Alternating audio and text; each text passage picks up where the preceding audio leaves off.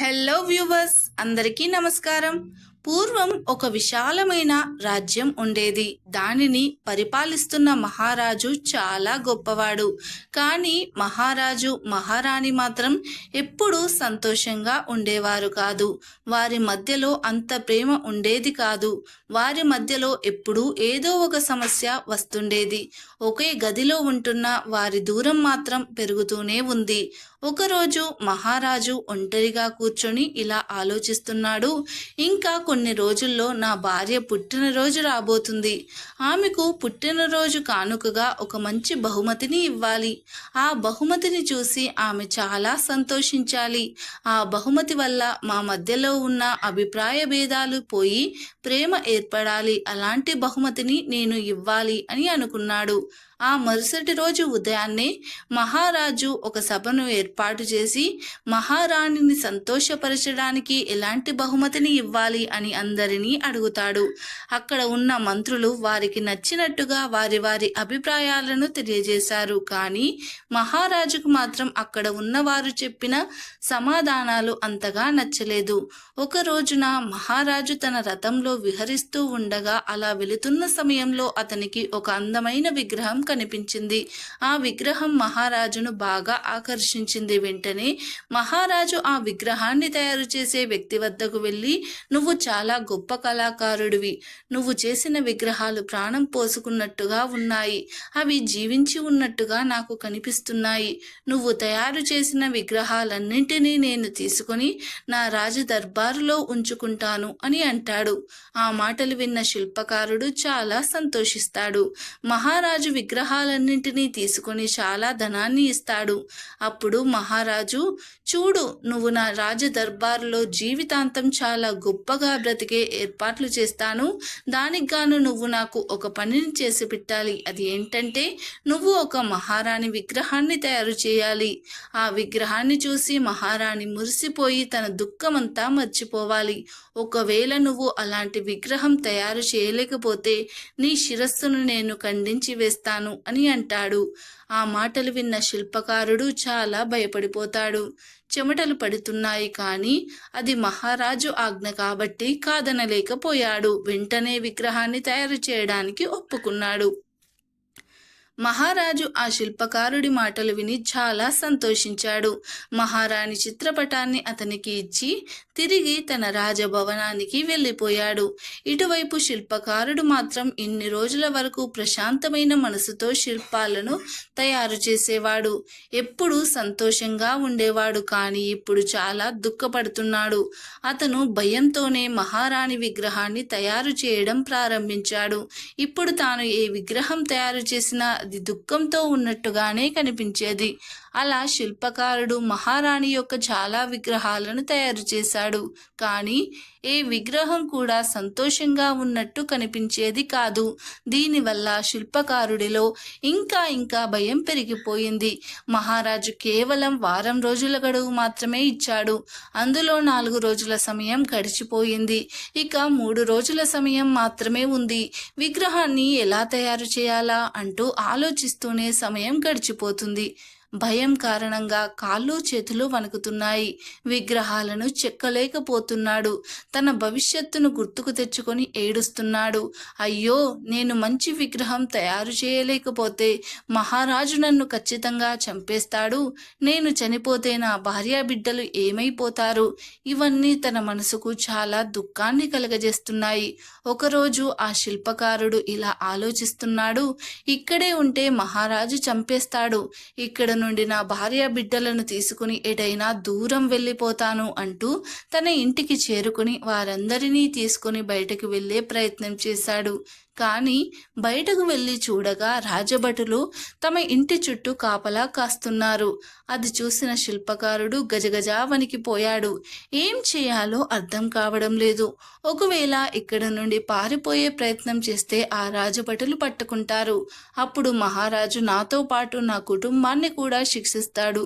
గట్టిగా ఏడవడం మొదలుపెట్టాడు. అప్పుడు తన భార్యను దగ్గరకు పిలిచి ఇలా చెబుతున్నాడు, చూడు, ఇప్పటి నుండి పిల్లల్ని నువ్వే జాగ్రత్తగా చూసుకోవాలి. ఇక నీకు నాకు ఉన్న సంబంధం ముగిసిపోబోతుంది. మహారాజు చెప్పినట్టుగా నేను అలాంటి విగ్రహాన్ని తయారు చేయలేకపోతున్నాను. దానివల్ల మహారాజు నాకు మరణశిక్ష విధిస్తాడు. ఆ తర్వాత పిల్లల్ని నువ్వే జాగ్రత్తగా చూసుకోవాలి అని అంటాడు. అలా మాట్లాడుతూనే ఆ రాత్రి గడిచిపోయింది. మరుసటి రోజు ఉదయాన్నే ఆ శిల్పకారుడు ఇంటికి ఒకసారి సాధువు భిక్ష కోసం వస్తాడు. వెంటనే శిల్పకారుడు భిక్షం తెచ్చి ఆ సాధువుకు ఇస్తాడు. ఎంత దుఃఖంలో ఉన్న అతడిని చూసి ఆ సాధువు ఇలా అంటున్నాడు, నాయనా, నీ జీవితంలో సుఖ దుఃఖాలు సహజం. అవి వస్తుంటాయి, పోతుంటాయి. కానీ అన్ని సమస్యలకు పరిష్కారం కూడా అందులోనే ఉంటుంది. కానీ మనం కేవలం దుఃఖాన్ని, సమస్యలను మాత్రమే చూస్తాము. ఆ సమస్యలు ఉన్న సమాధానాన్ని మనం గుర్తించలేకపోతాం. నువ్వు జాగ్రత్తగా ఆలోచిస్తే నీ సమస్యలోనే సమాధానం దొరుకుతుంది. అలాగే నీ దుఃఖంలోనే సంతోషం కూడా దొరుకుతుంది అని అంటాడు. ఆ మాటలు విన్న శిల్పకారుడు ఆ సాధువు పాదాలపై పడి, గురుదేవా, నన్నేం చేయమంటారు? మహారాజు నన్ను ఒక విగ్రహం చేయమని ఆదేశించాడు. కానీ నేను ఆ విగ్రహాన్ని చేయలేకపోతున్నాను. విగ్రహం చేయకపోతే నన్ను మహారాజు చంపేస్తాడు. ఆ తరువాత నా భార్యా పిల్లలు ఏమైపోతారు అంటూ బోరున ఏడుస్తున్నాడు. అప్పుడు ఆ సాధువు, నాయనా, ఏడుస్తూ కూర్చుంటే ఏం లాభం లేదు. నువ్వు ఏడ్చేంత మాత్రాన నీ దుఃఖం దూరం కాదు. ప్రశాంతమైన మనసుతో ఆలోచిస్తూ ఏదైనా ప్రయత్నం చేస్తేనే ఏదైనా ఫలితం ఉంటుంది. నీ సమస్యలకు సమాధానం లభిస్తుంది అంటూ ఆ గురువు శిల్పకారుడి చెవిలో ఏదో చెప్పి అక్కడి నుంచి వెళ్ళిపోయాడు. ఆ తర్వాత శిల్పకారుడు నేరుగా మహారాజు వద్దకు చేరుకున్నాడు. అతన్ని చూసిన మహారాజు, చాలా సంతోషం. నువ్వు నీకు ఇచ్చిన గడువు కంటే ముందే విగ్రహాన్ని సిద్ధం చేసినట్టున్నావుగా. ఎక్కడ ఆ విగ్రహం? నాకు చూపించు, నేను దాన్ని చూడాలనుకుంటున్నాను అని అంటాడు. అప్పుడు ఆ శిల్పకారుడు, మహారాజా, నేను ఇప్పటి వరకు ఏ విగ్రహం సిద్ధం చేయలేదు. కానీ మీరు ఇచ్చిన గడువులోపే ఒక అద్భుతమైన విగ్రహాన్ని తయారు చేస్తాను. కానీ దానికన్నా ముందు నేను మహారాణిని ఒక్కసారి కలవాలనుకుంటున్నాను. ఆమెను కలిసి కొన్ని విషయాలు అడిగి తెలుసుకోవాలి. అప్పుడే ఒక అద్భుతమైన విగ్రహాన్ని నేను చేయగలను అని అంటాడు.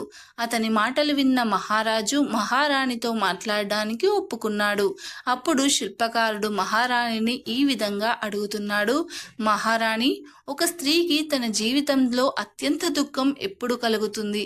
అప్పుడు మహారాణి, ఒక స్త్రీకి తన జీవితంలో తన నుండి తన భర్త దూరమైనప్పుడు అత్యంత దుఃఖం కలుగుతుంది అని సమాధానం చెప్పింది. అప్పుడు శిల్పకారుడు, మహారాణి, ఒక స్త్రీకి తన జీవితంలో అత్యంత సంతోషాన్ని, సుఖాన్ని కలిగించేది ఏది అని ప్రశ్నించాడు. అప్పుడు మహారాణి, అత్యంత సుఖాన్ని, సంతోషాన్ని కలిగించేది తన భర్త, తన పిల్లలు తన వద్ద సుఖంగా, సంతోషంగా ఉండడం అని అంటుంది. మహారాణి ద్వారా తన ప్రశ్నలకు సమాధానాలను తెలుసుకుని చాలా సంతోషించాడు. ఇక మహారాజు అనుమతితో తన ఇంటికి చేరుకున్నాడు. ఇక అప్పటి నుండి రాత్రి పగలు అనే తేడా లేకుండా విగ్రహం తయారు చేయడం మొదలుపెట్టాడు. అలా 3 రోజుల సమయం గడిచిపోయింది. ఇక మహారాజు ఇచ్చిన గడువు కూడా పూర్తయింది. ఇటు విగ్రహం కూడా సిద్ధమయ్యింది.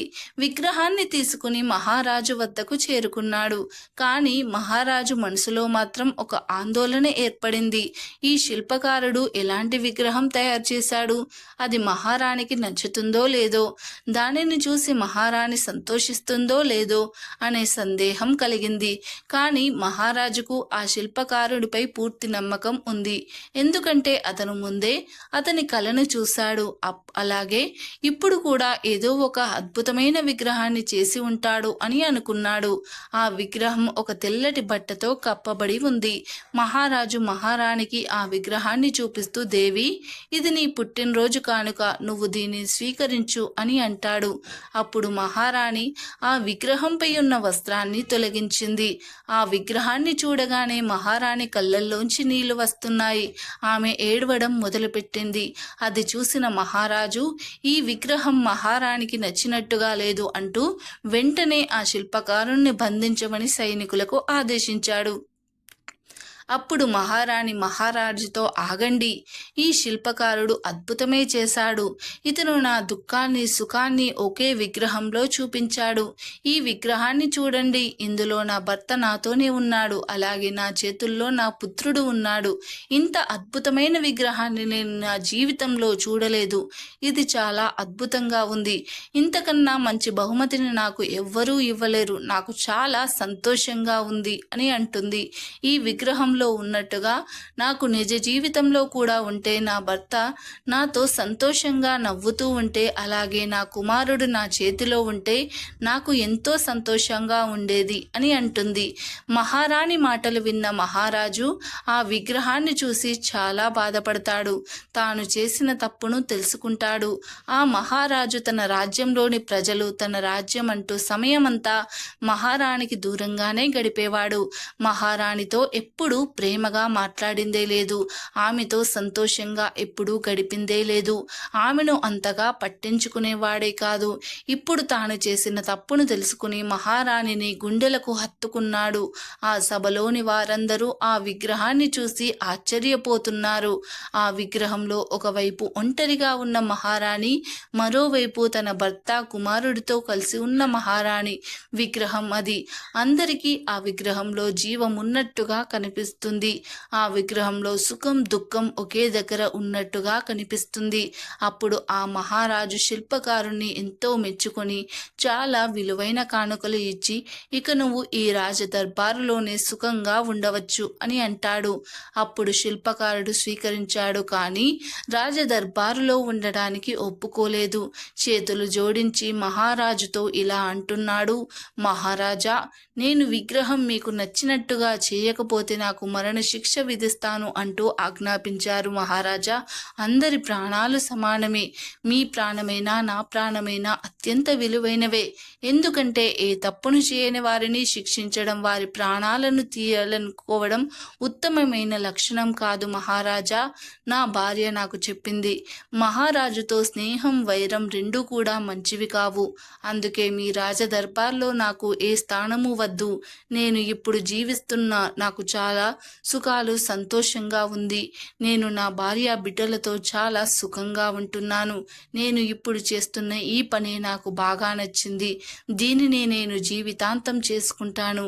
నేను చాలా సుఖంగా ఉన్నాను. నాకు వెళ్ళడానికి అనుమతి ఇవ్వండి అంటూ ఆ శిల్పకారుడు అక్కడి నుంచి వెళ్ళిపోయాడు. చూశారు కదా, మన జీవితంలో కూడా ఎన్నో పెద్ద పెద్ద సమస్యలు వస్తూ ఉంటాయి. సమస్యలు కూడా మనకు ఏదో ఒకటి నేర్పడానికే వస్తాయి. కానీ మనం ఆ దుఃఖాలను, ఆ సమస్యలను చూస్తూ బాధపడుతూ ఉంటాం. సమస్యకు సమాధానం వెతికే ప్రయత్నాలు కూడా చేయం. మనము దుఃఖం కలిగినప్పుడు కోపం వస్తుంది. ఆ కోపంలో మనల్ని మనమే నష్టపరుచుకుంటాం. తెలివైన వ్యక్తి సమస్యలు కలిగినప్పుడు శాంతంగా ఉంటూ దానికి పరిష్కారాలు వెతికే ప్రయత్నం చేస్తాడు. మనలో చాలా మందికి ఒకే ఇంట్లో ఉంటున్నా ఒకరిపై ఒకరికి ప్రేమ లేక సుఖంగా ఉండలేకపోతున్నారు. చిన్న చిన్న గొడవలు పడి వాటిని పెద్దవిగా మార్చుకుని కోపంలో తప్పుడు నిర్ణయాలు తీసుకుంటున్నారు. ఒక స్త్రీ తన భర్త, తన పిల్లలి సర్వస్వం. వారి సంతోషమే సంతోషంగా జీవిస్తుంది. వారికి ఏదైనా జరిగితే తట్టుకోలేదు. అలాంటి వారికి కొంత సమయాన్ని కేటాయించి వారితో సంతోషంగా గడిపితే ఆ ఇంట్లో ఎప్పుడూ గొడవలే జరగవు. అందరూ సుఖంగా జీవిస్తారు. వీడియో నచ్చితే లైక్ చేయండి, షేర్ చేయండి, అలాగే మన ఛానల్ని సబ్స్క్రైబ్ చేసి గంట సింబల్ని యాక్టివేట్ చేసుకోండి. మేము పెట్టే వీడియోస్ మీకు నోటిఫికేషన్గా వస్తాయి. వీడియో నచ్చితే కామెంట్ బాక్స్లో జై శ్రీరామ్ అని తప్పకుండా కామెంట్ చేయండి. ధన్యవాదాలు.